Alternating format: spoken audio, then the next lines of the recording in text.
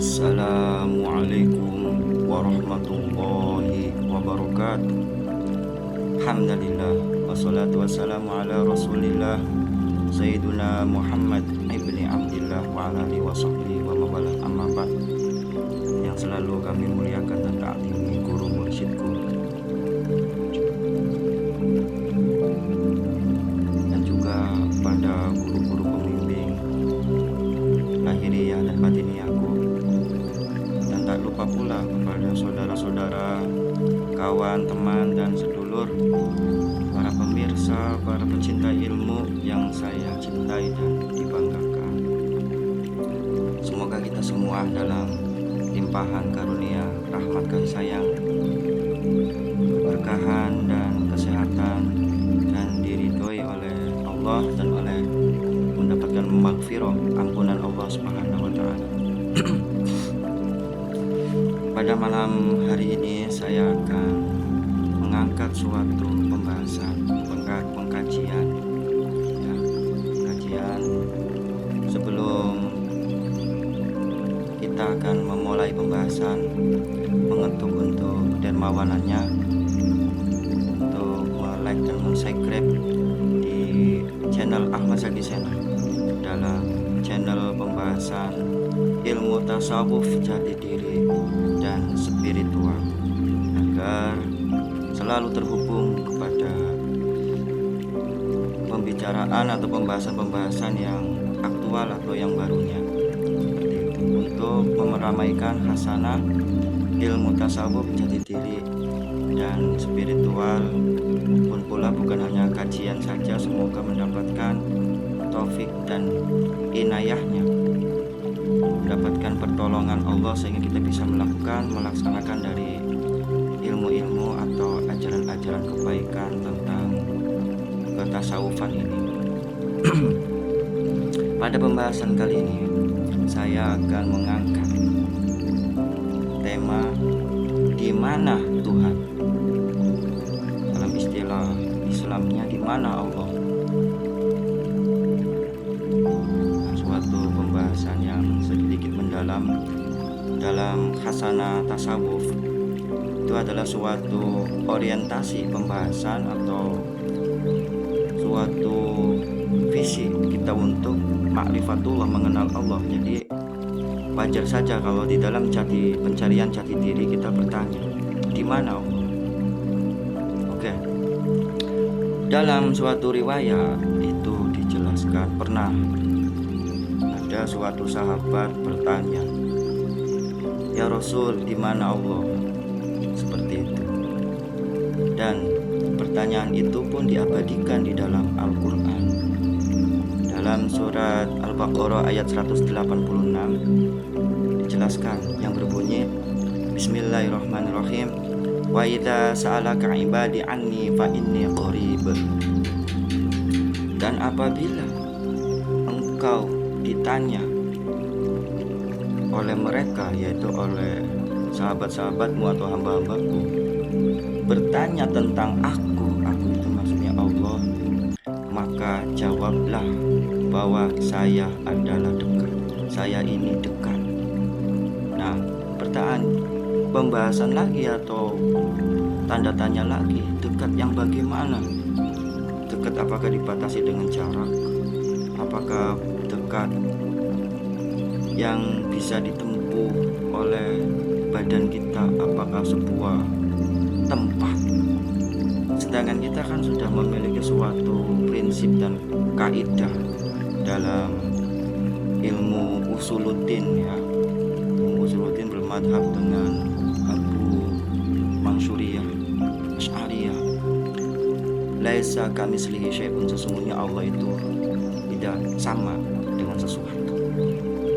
Dan juga dalam sifat-sifat wajib Allah pun kita memiliki suatu akidah, keyakinan bahwa Allah itu mukhalafatu lil hawadis, berbeda dengan makhluknya.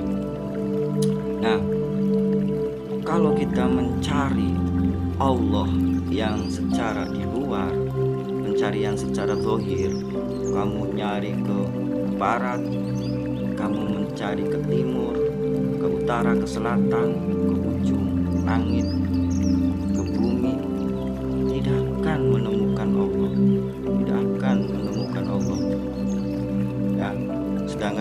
menjelaskan di sini. Bismillahirrahmanirrahim.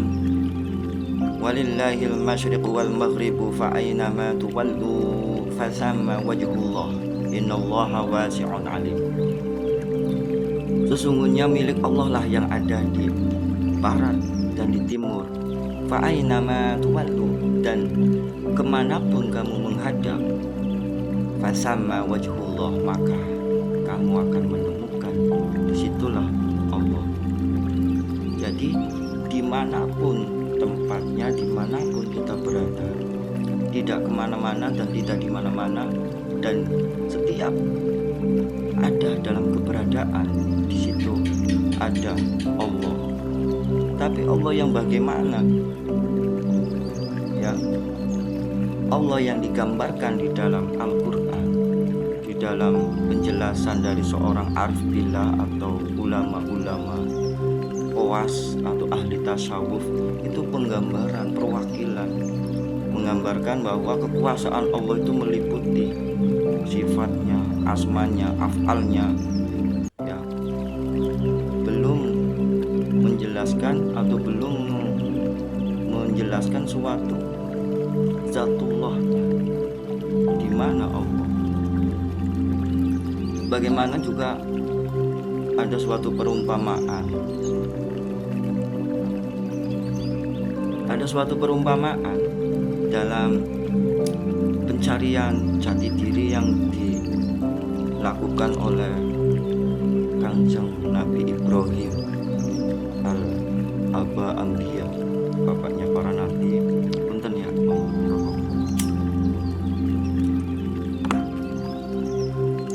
bapaknya para nabi itu sebelumnya, karena lingkungannya itu adalah lingkungan suatu kemusyrikan, penyekutuan, suatu tauhid, keberhalaan, ya. Banyak yang menyembah patung berhala sampai manusia pun dijadikan Tuhan. Nah, apa sih, Raja Namrud di Babilonia itu dianggap, dinyatakan menjadi dituhankan. Tapi karena Nabi Ibrahim memiliki suatu hati kehanifahan, kebersihan, mencari jati diri Allah itu yang mana. Akhirnya dalam pencariannya itu diabadikan di dalam surat Al-An'am ayat 76 sampai dengan 79, sehingga memperoleh wahyu pencerahan dari Allah Subhanahu wa taala. Oke. Saya akan membacakan dari ayat surat Al-An'am ayat 76 tentang pencarian Nabi Ibrahim pada Allah Subhanahu wa taala, pada Tuhannya. Bismillahirrahmanirrahim. Falamma janna 'alaihi al-lailu ra'a kiba qala hadha rabbi falamma afala qala la uhibbul afilin. Maka pada suatu ketika malam telah gelap, maka muncullah suatu benda yang namanya bintang. Maka Ibrahim itu pun berkata, qala hadza rabbi, inilah Tuhanku. Falamma afala qala, maka mereka pun, Nabi Ibrahim pun merasa kecewa karena bintang yang dianggapnya Tuhan itu lenyap, tenggelam. Qala la uhibbul afilin, maka Ibrahim pun menyatakan bahwa saya tidak suka Tuhan yang tenggelam atau hilang, gelap, tenggelam. Pun pula di ayat 78-nya itu tentang keluarnya bulan. Bulan pun sama seperti itu, tenggelam, ya, tenggelam, hilang. Pun pula di dalam ayat selanjutnya, ayat yang ke-78-nya itu berbunyi, falamma ra'a syamsa bazighatun qala hadza rabbi hadza akbar. Maka pada suatu ketika matahari keluar, bazighatun, ya, terbit, qala hadza rabbi, inilah Tuhan saya, lebih besar, hadza akbar. Falamma afalat qala, maka apabila matahari itu tenggelam, qala ya qaumi inni bari'um mimma tusyrikun. wahai kaumku, sesungguhnya saya terlepas dari termasuk golongan orang-orang yang menyekutukan atau berbuat kesyirikan atau penyekutuan kepada Allah. Maka kesimpulan daripada itu, kalaulah kita mencari Tuhan keluar, kita akan menemukan suatu Tuhan. Ternyata Tuhan itu sebagaimana di dalam ayat Al-Quran, wa fi anfusikum afala tubsirun, sungguh ada di dalam dirimu, kenapa kamu tidak memahaminya? Kenapa kamu tidak memahaminya? Sedangkan kita itu bagian daripada Allah. Wa nafakhtu fihi min ruhi, sesungguhnya Allah itu meniupkan kepada tubuh manusia dengan ruh, minar fihi min ruhi, dari tubuh bagian. Karena kita yang tertutupi oleh hawa nafsu kita, sehingga kita belum bisa memandang atau kemakrifatan kepada Allah Subhanahu wa ta'ala. Pun pula dari pembahasan ini dijawab pula oleh di dalam Al-Quran yang berbunyi, Bismillahirrahmanirrahim, wa nahnu aqrabu ilaihi min hablil warid, sesungguhnya kami lebih dekat daripada urat nadi leher yang ada pada manusia. Sebenarnya itu adalah suatu hibro atau perlambangan bahwa Allah itu lebih dekat. Mengapa kalimatnya itu wanahnu, enggak saya, karena melingkupi semuanya. Apa yang kamu menjadi hidup, sedangkan urat leher itu kan adalah suatu simbol sendi kehidupan. Kalau urat lehernya nggak ada, terputus, meninggal. Yang salurannya kepada peredaran darah ke jantung. Jantung kalau berhenti, meninggal, tidak ada. Apa yang kamu lihat, apa yang kamu dengar, apa yang kamu rasakan, apa yang kamu ucapkan, apa yang kita bisa bergerak melangkah, itu semuanya lebih dekat daripada aku, kata Allah. Jadi ternyata suatu kedekatan Allah itu ada di dalam diri kita. Kalau kita mencarinya itu di luar, tidak akan menemukan Allah. Tapi kalau kita mencarinya ke dalam, bahwa di dalam diri manusia itu ada ruh, wa nafakhtu fihi min ruhi, maka kita akan menemukan bahwa di dalam diri kita itu setelah ruh menempel kepada jasad, maka akan berubah wujud menjadi nafas, jiwa. Sedangkan di dalam jiwa itu banyak sekali lapisan-lapisan ruhnya, latifah-latifahnya, yang di dalamnya itu banyak sekali menjadi hijab-hijab karena bertabiat mengarah kepada keburukan. Wa anna la ammaratu, wa anna, sesungguhnya nafsu itu akan mengarah kepada suatu keburukan.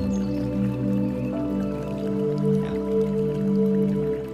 Karena nafsu itu mengarah kepada keburukan, maka kita perlu tarbiyatun nufus, pendidikan nufus. Bagaimana alatnya? Tiada lain, tiada bukan, alatnya adalah zikrullah.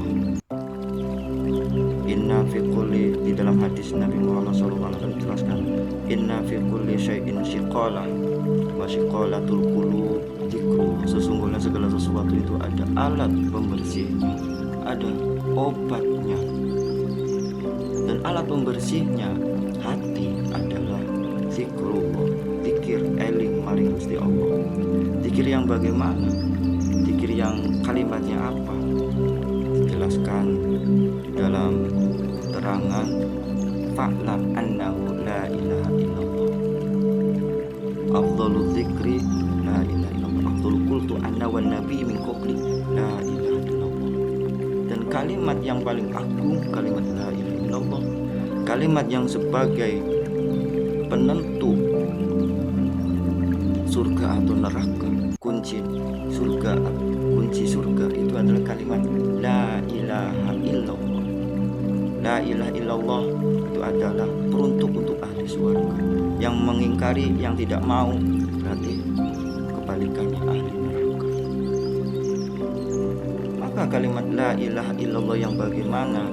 Kalimat la ilaha illallah yang dibimbing oleh guru yang memahami tentang zikir, guru yang memahami tentang ruh, bukan hanya ruh jasmani saja, sampai ruh ruhani, ruh sultani, ruh kudsi, sehingga bisa dibimbing, dibersihkan, dihantarkan hingga kita bisa mengenal Allah Subhanahu wa ta'ala.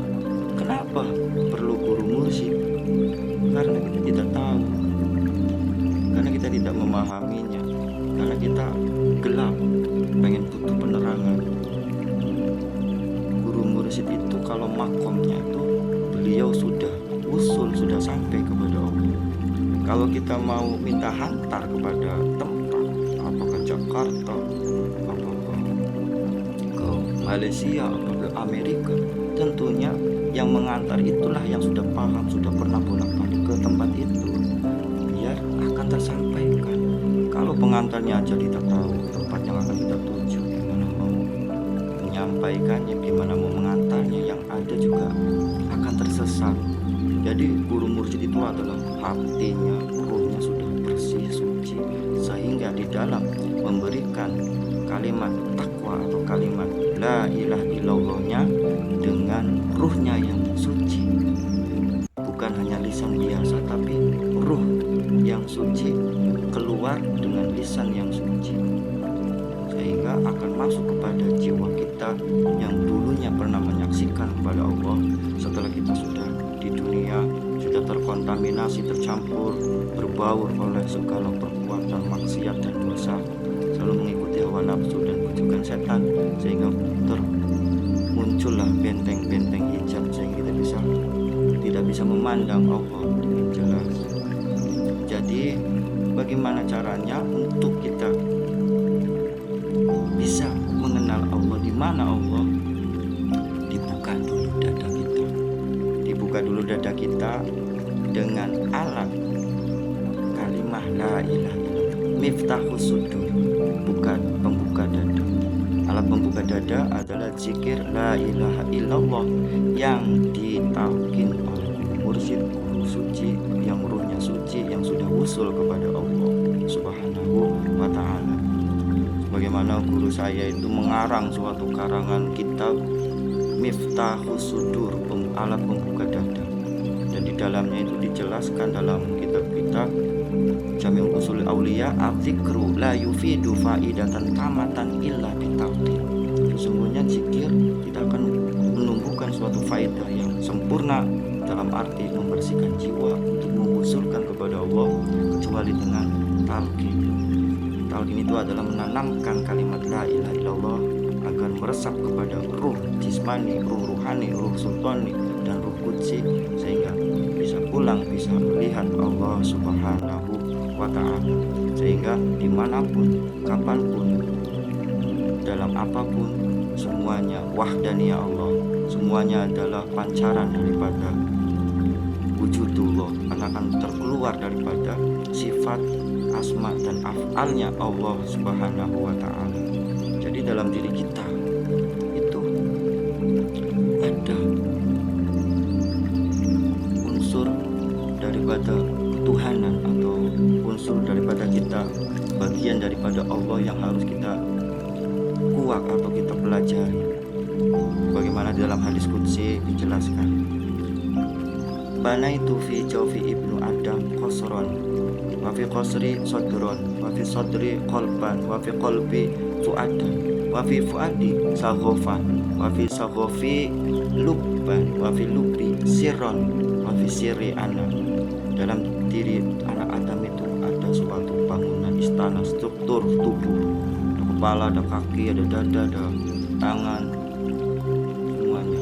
Dan di dalam wafi qasri sodron, semua kosro ada sodron dada, wafi sodri kolban, dalam dada ada hati, wafi kolbi fuada, dalam hati ada hati nurani, hati yang terdalam, wafi kolbi syagof, di dalam kolbi ada syagof.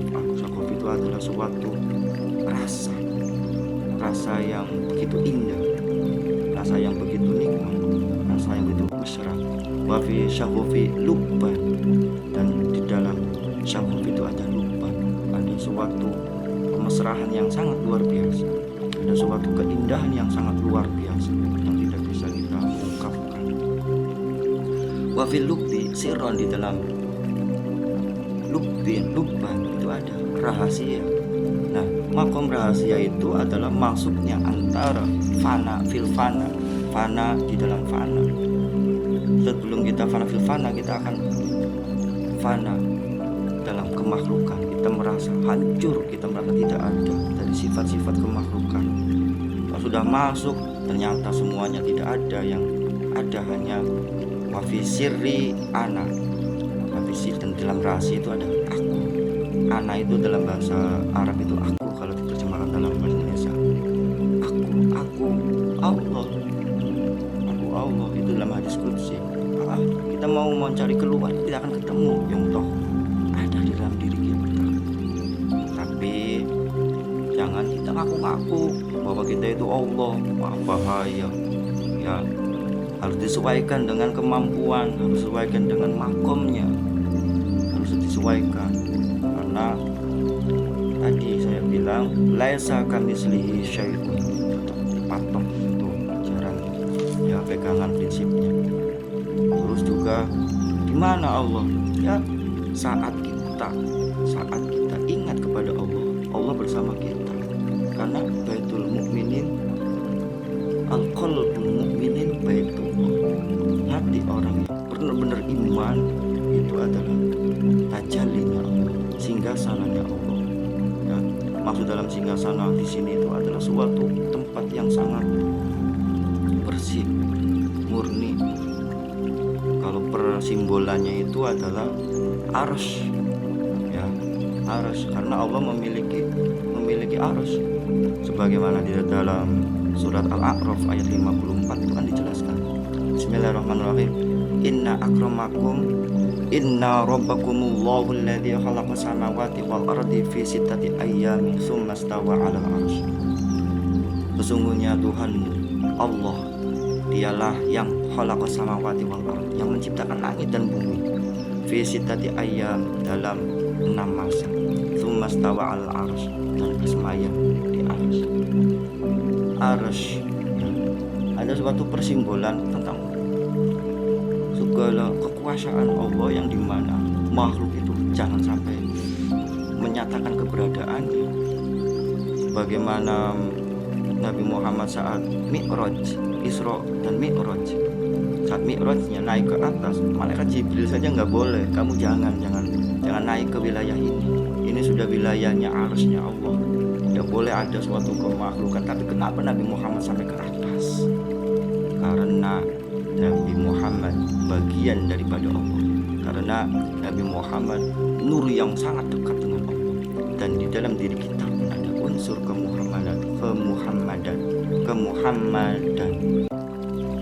yang bisa sampai kepada Allah, yaitu dengan ruhaniyah, dengan jiwanya. Jadi kesimpulannya, di mana Allah? Di dalam diri kita, yang apabila mengingat kepada Allah, maka Allah pun akan mengingat kita. Tapi perlu kita ketahui, dalam berzikir perlulah belajar sehingga zikirnya itu terarahkan, terbimbing, dan teristiqomahkan. Semoga ada manfaatnya dari pembahasan ini. Kalau ada segala perbedaan atau kesalahan, ya namanya juga perbedaan, yang mohon dimakluminya. Akhirul kalam, wassalamualaikum warahmatullahi wabarakatuh.